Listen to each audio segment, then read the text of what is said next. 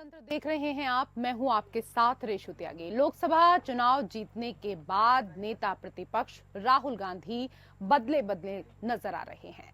रायबरेली लोकसभा से सांसद चुने जाने के एक महीने में राहुल गांधी दूसरी बार अपने संसदीय क्षेत्र के दौरे पर पहुंचे और उत्तर प्रदेश का यह उनका तीसरा दौरा है।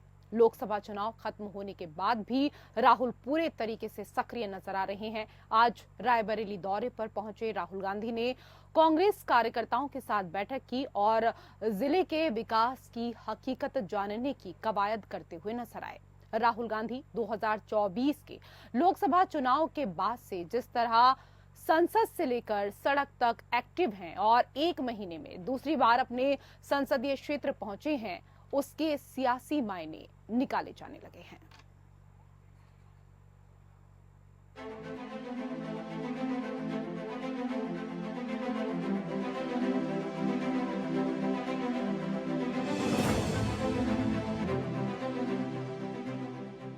नए तेवर और नए अंदाज के साथ राहुल गांधी मिशन यूपी पर हैं।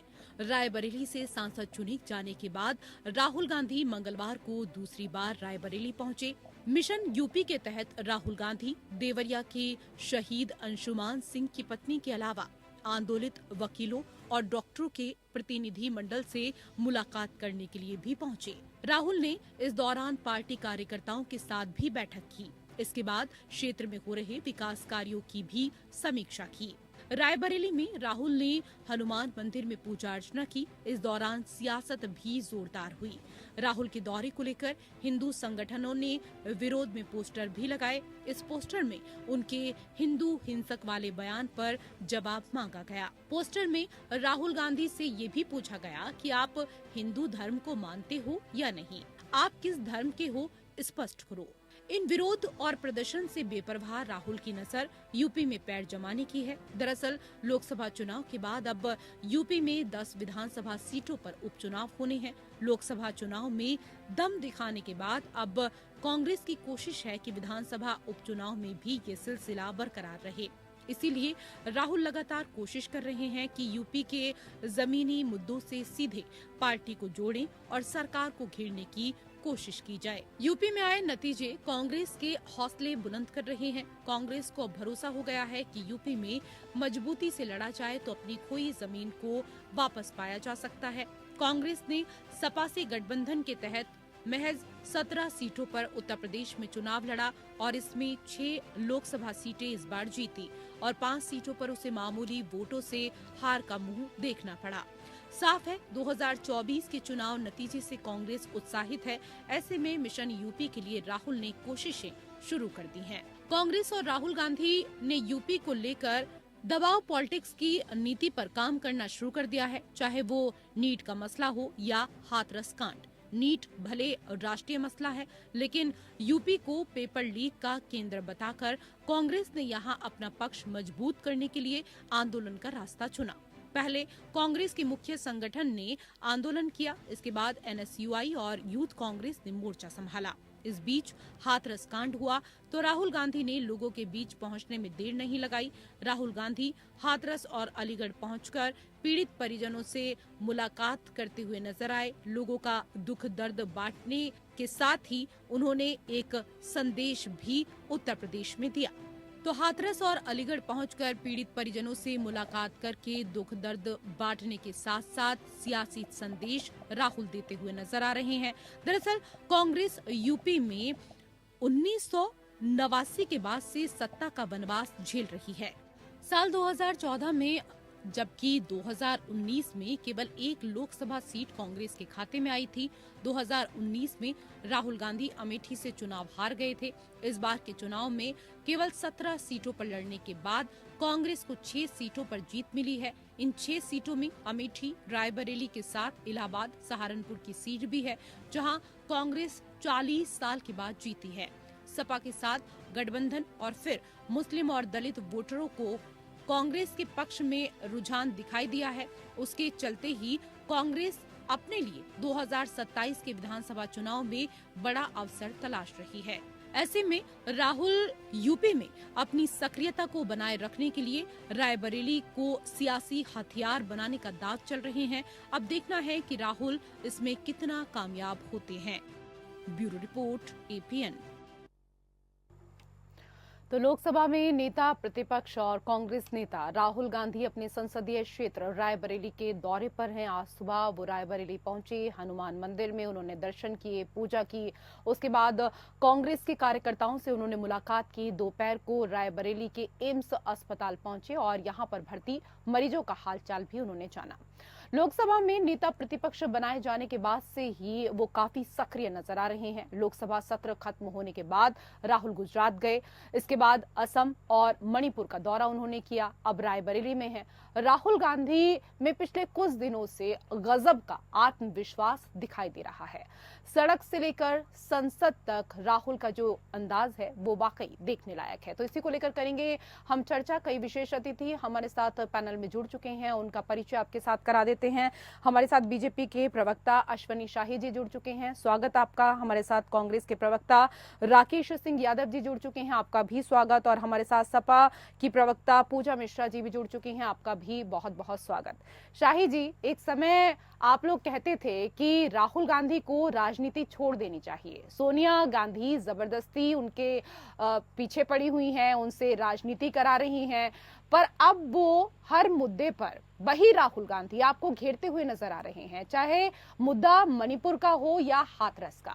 जिन राज्यों में आपकी सरकारें हैं वहां का राहुल दौरा कर रहे हैं और आपको कटघरे में खड़ा करने का कार्य लगातार करते हुए आ रहे हैं। बदले बदले से राहुल, क्या आपको भी बदले बदले से नजर आ रहे हैं? सबसे पहले तो इस पर आपकी प्रतिक्रिया।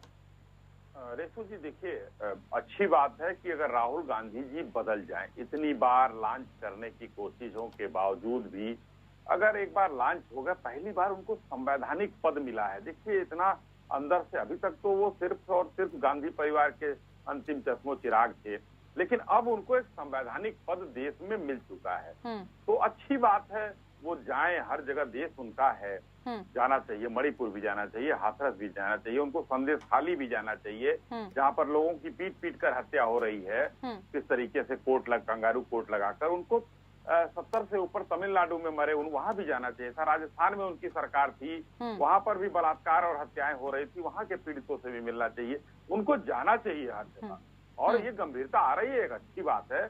जिस राहुल गांधी जी से उनकी माता जी ने भी आशा छोड़ दिया था, देश ने तो बाद में छोड़ा था, लेकिन अगर आशा की किरण दिख रही है तो एक अच्छी बात है। गांधी परिवार एक पुराना परिवार है, एक इस देश में कांग्रेस जो है सबसे पुरानी पार्टी है, तो ये अच्छा एक साइन है राहुल गांधी जी के लिए। और हो सकता है कि मृतप्राय पड़ी जो है कांग्रेस पार्टी के लिए भी, भले ही दूसरे दलों के साथ जो इंडिया अलायंस बनाकर वो किसी तरीके से 52-53 से जो है 98-99 तक पहुंच गई है, कोई बात नहीं, अच्छी। ठीक है, मैं जवाब ले लेती हूँ तमाम बातों पर जिनका आपने जिक्र अभी यहाँ पर किया। राकेश सिंह यादव जी, आपने सुना ही, शाही जी कह रहे हैं कि कई बार लॉन्च करने की कोशिश राहुल गांधी को की और अब जाकर उनको जो एक संवैधानिक पद है इतने वर्षों बाद वो मिला है। इसके साथ ही वो मणिपुर जा रहे हैं, ठीक है जाएं, हाथरस जा रहे हैं, वहां पर जाएं, लोगों के दुख दर्द तकलीफ को वो समझे वहां जाकर, लेकिन बंगाल क्यों नहीं जाते हैं?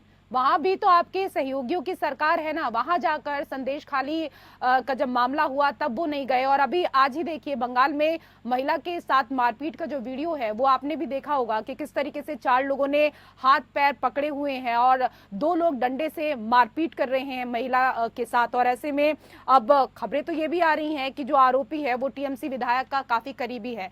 तो ऐसी जगह आप लोग क्यों नहीं जाते, वहां के पीड़ित लोगों से मुलाकात क्यों नहीं करते हैं? देखिए, देश में जो भ्रम फैलाया था राहुल गांधी जी को लेकर भाजपा ने, तो जिस भ्रम में भारतीय जनता पार्टी और उनके सहयोगी जी रहे थे, उनका वो चश्मा देश की जनता ने उतार दिया। राहुल जी तो पहले भी वहीं थे, वही बात बोलते थे, लेकिन उनकी बातों को गलत तरीके से प्रस्तुतिकरण करके मोदी मीडिया के जरिए जो फैलाई गई थी, उसको कम के बादल अपने आप जनता ने छांट दी। रहा सवाल पहली बार संवैधानिक पद का, ये वो राहुल गांधी हैं जो 2004 से 2010 तक सरकार, 14 तक कांग्रेस की सरकार थी, वो जब चाहे प्रधानमंत्री बन सकते थे, कोई रोकने वाला नहीं था। जब चाहे मंत्री बन सकते थे, जब चाहे प्रधानमंत्री बन सकते थे, लेकिन उन्होंने कभी गांधी परिवार या पद का दुरुपयोग नहीं करा। जो भाजपा के नेता लगातार करते हैं, जिसकी जगह इन्होंने गिनाई है, यहाँ जाना चाहिए। अरे श्रीमान जी, आपके मोदी जी तो अपने पीएम मोड से बाहर ही नहीं निकलते, क्योंकि एक आध जगह ये गए हैं, एक आध का वीडियो है, फोटो बताएंगे कि चाहे संदेशवाली हो, चाहे मणिपुर हो, जिससे आपने कर्नाटक गिना हुआ, प्रधानमंत्री का भी तो दायित्व है, देश के प्रधानमंत्री है। कभी सूचना आंसू पहुंचने गए? ब्रजभूषण से पीड़ित महिलाएं दिल्ली में बैठी थी धरना देके, प्रधानमंत्री जी सामने से गुजर जाते थे, कांच नहीं नीचे करते। तो ये देश के प्रधानमंत्री है, देश ने देखा है, इसलिए आज ये हालत हो गई है कि बैसाखियों के सहारे चलना है। ये बोल रहे कांग्रेस। ठीक है ना, आप क्यों चाहते हैं कि हर जगह प्रधानमंत्री ही जाए? नहीं, आप ये बताइए ना, हर जगह क्यों चाहते हैं कि प्रधानमंत्री ही जाए? गृह मंत्री का कार्य था मणिपुर जाना, वो गए सर।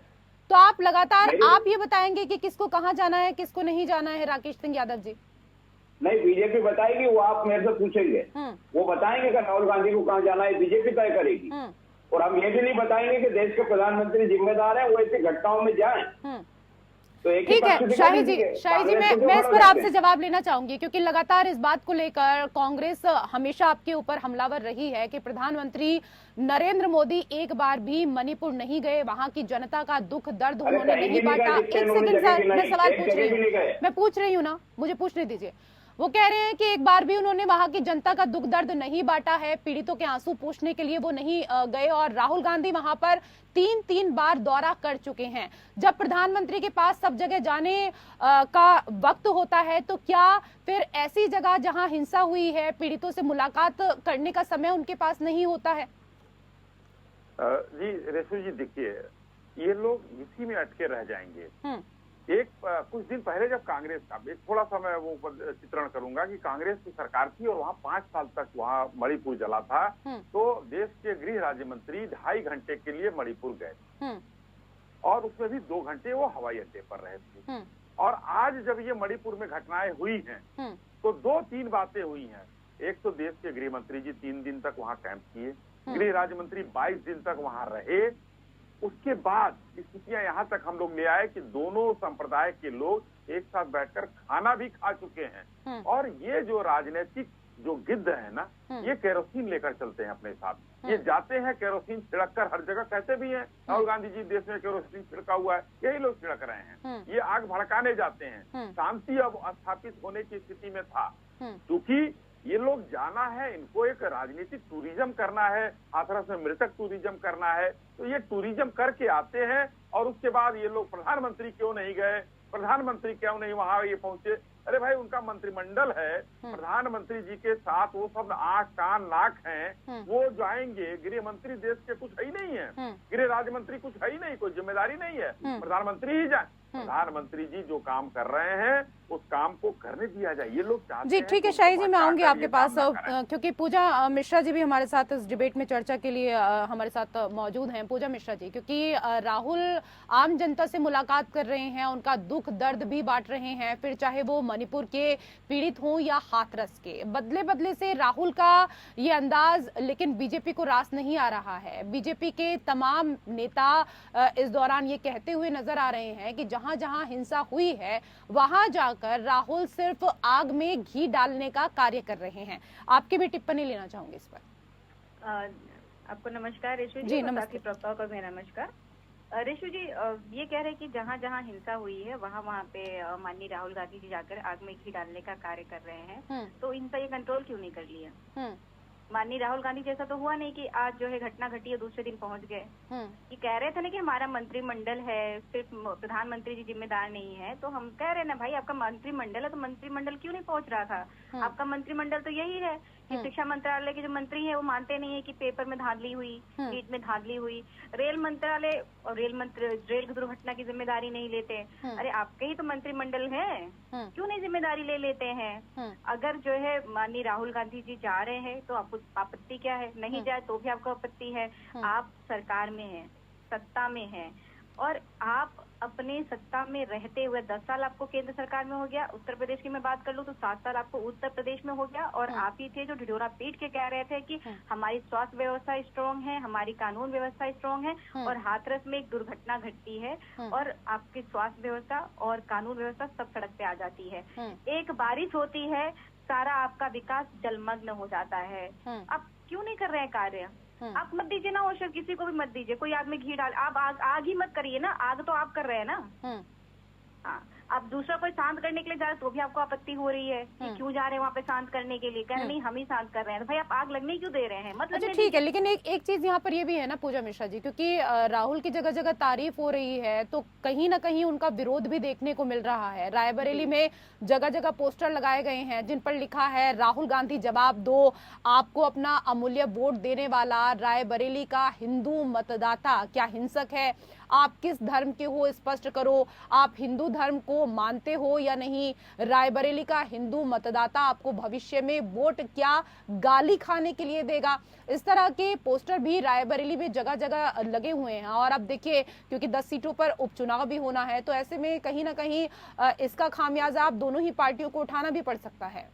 देखिए रेशु जी, ये लोग पहले भी बहुत कोशिश किए थे दुष्प्रचार करने के लिए। इन्होंने कहा कि अगर इंडिया अलायंस जीतती है या इंडिया अलायंस की सरकार बनती है तो भगवान श्री राम जी को फिर टेंट में लेके जाया जाएगा, मंदिर को डिमोलिश कर दिया जाएगा। ये सारी फेक नैरेटिव लोग सेट करने की कोशिश कर रहे थे, पर जनता ने इसको नहीं सुना। और अभी भी जो रायबरेली में पोस्टर लगे हैं, अगर इंक्वायरी कर ली जाए ना बिल्कुल अच्छे तरीके से, तो माननीय राहुल गांधी जी चलिए ठीक है, अगर आप भाजपा के भी कार्यकर्ता है तो आप भी जनता है रायबरेली की, अगर भाजपा के रायबरेली के कार्यकर्ता अगर ऐसे पोस्टर लगा रहे हैं तो बिल्कुल जो है लगाए, उनको अधिकार है भाई, राहुल गांधी भी एंटरटेन करेंगे। पर नहीं, आपको ये किसने कहा कि भारतीय जनता पार्टी के कार्यकर्ताओं ने पोस्टर लगाए? क्योंकि ये ऐसी हरकत वही कर सकते हैं। ये देखिए, ठीक है, जवाब दे दीजिए शाही जी, जो पोस्टर लगे हैं, हालांकि अभी ये स्पष्ट नहीं है कि किसने लगाए हैं, लेकिन वो कह रही है कि भारतीय जनता पार्टी के कार्यकर्ताओं ने राहुल गांधी के विरोध में इस तरह के पोस्टर लगाए हैं। नहीं, पूजा जी ने किस तरीके से इंडिया अलायंस होने के वजह से अच्छी बात है कि पूजा जी आज एकजुटता दिखा रही हैं और राकेश भाई भी जो है इस चीज को एक्सेप्ट करेंगे। अब और अच्छी बात है, ये लोग एक साथ हैं, लेकिन अब 27 तक एक साथ रहेंगे नहीं रहेंगे वो देखने की बात है। मगर आज पूजा जी आपको एक बात मैं बताना चाहता हूँ, रायबरेली की जनता ने उनको वोट देकर जिताया। मान लीजिए कि आप ही लोग कहते हैं, एक सांसद ने अभी बिहार में दे दिया भाषण कि मैं इनका विशेष और व्यक्तिगत काम नहीं करूंगा, उसकी बड़ी भद्द पिटवाई गई, ये सांसद कह रहा है। आज राहुल गांधी जी अगर जीत गए हैं तो वहाँ की 18-19 लाख जनता के सांसद हैं वो, तो चाहे जिसने लगाया हो पोस्टर तो वहाँ की जनता ने लगाया है। अब इसकी जांच कराइए चाहे मत कराइए, लेकिन वो रायबरेली की जनता ने लगाया है और उसमें लिखा है कि अगर हिंदू हिंसक होता है तो आप अपनी जो है अपना धर्म बताइए। तो मैं तो यहाँ पर पूजा जी आपसे भी कहना चाहता हूँ, आप भी जो है सनातनी है, राकेश भाई भी सनातनी है, वक्ता जी और मैं चारों सनातनी है। लेकिन आप इंडिया अलायंस के 2 लोग हैं, दोनों लोग अपनी बारी आने पर ये बता दें कि राहुल गांधी जी किस धर्म के हैं, कम से कम बता तो दें। ये देश जानना चाहता है। जो जिस तरीके से उन्होंने कहा हिंदू हिंसक होता है, तो भाई उन्होंने वहाँ कहा ये जो हिंदू हैं अपने आप को हिंदू कहते हैं। नहीं, लेकिन इस पर क्योंकि शाही जी ऐसा नहीं है ना कि कांग्रेस नेताओं ने इस पर स्पष्टीकरण भी दिया था कि राहुल गांधी ने सामने बैठे बीजेपी नेताओं को संबोधित करते हुए कहा था, पूरे हिंदू समाज के लिए नहीं कहा था। वक्ता जी यहाँ बैठ वक्ता नहीं, शाही जी, रेशु सॉरी क्षमा चाहता हूँ रेशु जी। अगर मैं यहाँ पर वो कहता हूँ कि यहाँ पर कोई भी आदमी अगर मैं कुछ बोल जाए, यहाँ राकेश भाई बोल जाए, मैं बोल जाऊँ, चाहे पूजा जी बोल जाए, तो वो तो रिकॉर्ड हो गया ना, वो तो सिर्फ आजन्म के लिए रहेगा। जब तक हमारी आपका चैनल है, जब तक ये धरती है, रिकॉर्ड रहेगा। तो वो देख लिया जाए, वो सदन में बोला था उन्होंने, ये जो अपने आप को हिंदू कहते हैं वो हिंसक होते हैं, ये कहा था उन्होंने। उसको बाद में कितना भी मुलम्मा चढ़ा लिया जाए, जैसे कि जयराम रमेश ने, और चाहे वो गंगाधर वो जो है ना वो सैम पित्रोदा वहां पर हुआ तो हुआ, पेड़ गिरा, बहुत ऐसे बयान आते हैं। तो ये सारे बयान दर्ज हैं मीडिया में और सब जगह, सबकी वाणी और सबकी चीजों के साथ वो रिकॉर्डेड है। वहां पर उन्होंने कहा है, तो उसके लिए कोई भी उनको क्षमा कर दे। देश में हिंदुस्तान बड़े दिल का देश है, क्षमा भी हो जाएंगे वो। अगर ये देश जानना चाहता है कि आखिर वो किस जाति के हैं, आपके चैनल पर अभी समय थोड़ा सा है, माननीय राकेश जी और पूजा जी बता दें देश को आपके चैनल के माध्यम से कि वो किस धर्म के। ठीक है राकेश सिंह यादव जी, मैं इस पर आपकी भी प्रतिक्रिया लेना चाहूंगी, क्योंकि मैंने हालांकि पहले भी स्पष्ट किया कि कांग्रेस के तमाम नेताओं ने इस पर स्पष्टीकरण दिया कि राहुल गांधी ने सामने बैठे नेताओं, विशेष तौर पर बीजेपी के नेताओं को संबोधित करते हुए कहा था कि पूरे हिंदू समाज के लिए नहीं हमने ये कहा था। लेकिन अब राहुल गांधी और कांग्रेस की सफाई जनता ने कितनी स्वीकार की है, ये आज रायबरेली में राहुल गांधी के विरोध में लगे पोस्टर्स बता रहे हैं और इसका नुकसान सर कहीं ना कहीं उपचुनाव में भी आपको उठाना पड़ सकता है। शाहिद जी जो बात कह रहे हैं उस पर भी जवाब दे दीजिएगा। देखिए, संसद में जो बात बोली गई थी वो बहुत स्पष्ट बोली गई थी कि जो भाजपा के हिंदू हैं वो हिंसक है। ये तो हम क्या स्वीकार करते हैं कि भाजपा को जो भाजपा की आइडियोलॉजी के हिसाब से जो हिंदू चलते हैं वो हिंसक बन जाते हैं। वो इस देश के हिंदू हिंसक नहीं है, ये पहली बात। दूसरी बात, पोस्टर लगाना ये बहुत छोटा षड्यंत्र है भाजपा का, ऐसे खेल बंद कर देना चाहिए। अगर ऐसे पोस्टर लगाएंगे तो वाराणसी में प्रधानमंत्री 1.5 लाख से जीते हैं। तो मुसलमान है वो भी पोस्टर लगाएंगे कि आपने ही बोला था कि हम हिंदुओं का मंगलसूत्र छीन लेंगे, हिंदुओं का मकान छीन लेंगे, हिंदुओं की गाड़ी छीन लेंगे। अब बताइए क्या हम छीन रहे हैं? नहीं छीन रहे हैं। तो वो भी सबके सांसद हैं। तो ऐसा खेल खेलने में ज्यादा फायदा नहीं मिलेगा शाह जी को या बीजेपी की रणनीतिकारों को। अब इस देश का हिंदू भी समझता है कि किस तरीके से उसको ठगा गया है, किस तरीके से वोटों को छीना गया, लूटा गया है। अब देश समझदार हो चुका है। अब वो मोदी लहर में बहने वाला देश नहीं है, मोदी की गारंटी का पलटा ढार हो चुका है। ये देश ने देखा है, इसीलिए बैसाखियों के सहारे मोदी जी चल रहे हैं। वो दोनों कब तक रहेंगे किसी को नहीं पता, और सरकार कब तक रहेगी ये भी किसी को नहीं पता, कितने दिन चलेगी इसका कोई जब से सरकार बनी है आप लोग लगातार यही दावा कर रहे हैं कि सरकार कितने दिन तक रहेगी, बैसाखियों के सहारे सरकार चल रही है, आप लगातार इस बात को लेकर दावा कर रहे हैं। ठीक है, आपका जो उत्साह है वो बढ़ा हुआ है क्योंकि उत्तर प्रदेश में आपने काफी अच्छी सीटें हासिल की है। तो स्वीकार करना पड़ेगा, बैसाखी लेके मोदी जी चल रहे हैं तो स्वीकार कीजिए। वो अकड़, वो घमंड, अहंकार तहस-नहस हो गया है।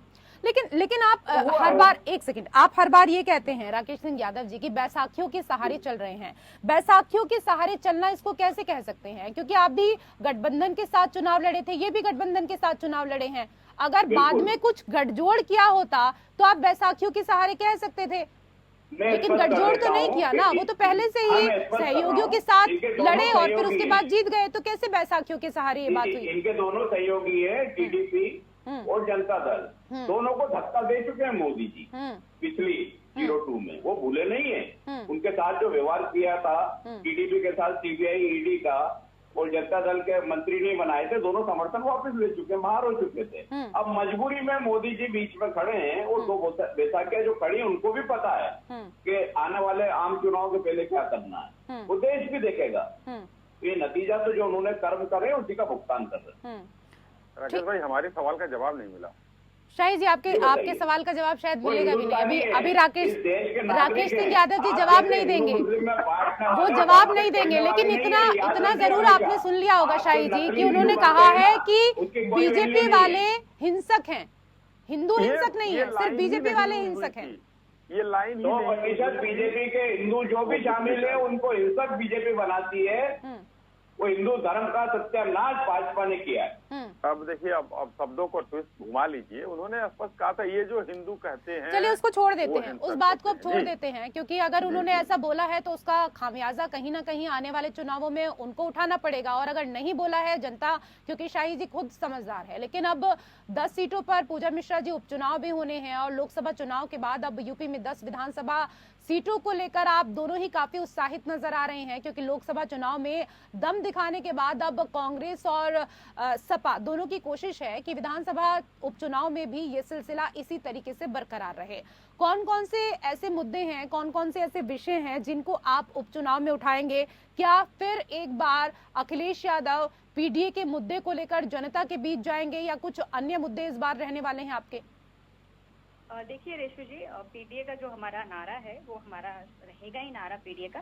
पर स्थानीय मुद्दे हमने पहले भी, जब लोकसभा का चुनाव था तब भी जो कोर भूत मुद्दे हैं उनको लेकर के हम आगे बढ़े थे, और आज भी हम कोर भूत मुद्दों को लेकर के ही आगे बढ़ रहे हैं। जो इस तरीके से काला फरमान जारी कर देते हैं ना कि अब शिक्षकों को डिजिटल जो है साइन करना पड़ेगा, अटेंडेंस लगानी पड़ेगी, हम इसके अगेंस्ट में कि पहले आप जो है अप्रैल में स्कूल खुला हुआ है और अब तक किताबें नहीं पहुंचा पाए, आप किताबें पहुंचाइए बच्चों तक, सड़कें पहुंचाइए स्कूल तक।